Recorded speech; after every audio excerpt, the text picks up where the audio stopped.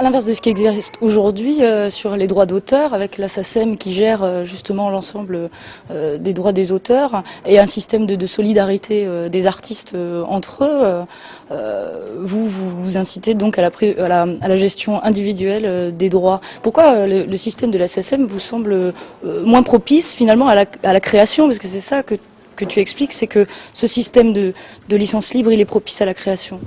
Alors, oui, c'est vrai que on peut dire qu'il est propice à la création parce qu'on a des exemples constants d'artistes qui réutilisent les œuvres d'autres artistes, qui échangent entre eux. On voit bien que les artistes là sont pas en compétition, mais sont vraiment dans une optique communautaire. Pour ce qui est de la SACEM, les obstacles majeurs que l'on constate au niveau de la SACEM, c'est l'exclusivité. C'est-à-dire que quand on dépose une œuvre à la SACEM, il est obligatoire de déposer les suivantes, mais aussi celles qu'on a créées avant. Donc on doit déposer toutes ces œuvres à la SACEM. La SACEM, bien sûr, le système de la SACEM interdit le téléchargement de la musique, autorise l'écoute, hein, c'est possible, mais le téléchargement est impossible. Et on a des cas assez absurdes où des groupes à la SACEM mettent à disposition leurs œuvres en téléchargement sur leur site et doivent payer une mensualité à la SACEM parce que pour la SACEM ils sont devenus des diffuseurs et ne sont plus uniquement des auteurs-compositeurs. Donc on a l'absurdité d'avoir à payer pour mettre ses propres œuvres en ligne.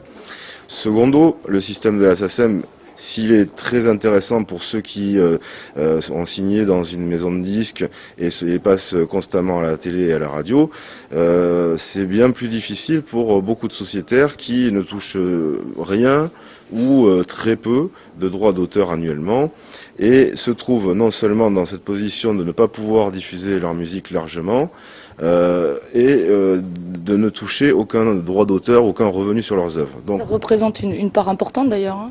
C'est une part importante, oui, puisque les chiffres de la SACEM 2004 et 2005 informent que sur les 109 000 sociétaires, il y en a 67 000 qui touchent 0 €. Ensuite, on a un groupe de 30 000 sociétaires qui va toucher entre 20 € et 1 000 € par an de droits d'auteur. 9 000 vont se situer dans la tranche au-dessus qui est entre 1 000 et 10 000 € de droits d'auteur. Et on en a 3 000 qui, eux, sont le haut du panier, qui vont toucher 10 000 € et plus de droits d'auteur. En règle générale, ils sont tous signés chez les 4 grandes majors. Et parmi, d'ailleurs, ces sociétaires-là, il y a les 4 grandes majors, puisque la SACEM n'a pas comme sociétaire que des artistes, auteurs, compositeurs, mais aussi des éditeurs de musique. Donc voilà, on a un système qui prouve par les chiffres qu'il n'est pas particulièrement intéressant pour certaines catégories d'artistes qu'on va appeler finalement soit des semi-professionnels, soit des amateurs tout court, ou des indépendants qui cherchent plutôt à s'en sortir par leurs propres moyens ou dans de très petites structures, des très petits labels. Voilà, donc pour cela, le fait, pour un petit label par exemple, le fait de faire de la musique libre, c'est aussi de ne pas avoir à payer des coûts de SDRM qui est censé redistribuer les droits de reproduction mécanique des œuvres.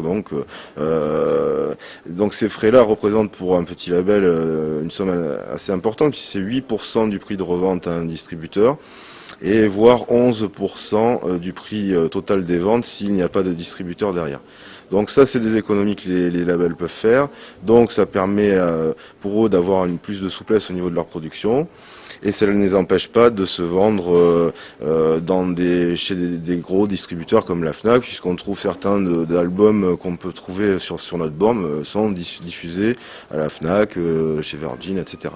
C'est pas en contradiction d'être à la fois sur la borne automatique et distribué chez les grands distributeurs. Par contre, ils ont pas signé chez des majors, quoi. Voilà, c'est vraiment des indépendants. Et nous, ce qu'on cherche, c'est mettre à disposition des autoproduits, des indépendants, des petits labels indépendants, des outils juridiques leur permettant de continuer à être indépendants. Tout simplement. Ce n'est pas du tout l'idée d'un combat de Don Quichotte contre les majors, les vilaines majors. Disons qu'on cherche à établir un système qui puisse convenir à ceux qui ne peuvent pas emprunter ce chemin, car finalement, il est assez fermé.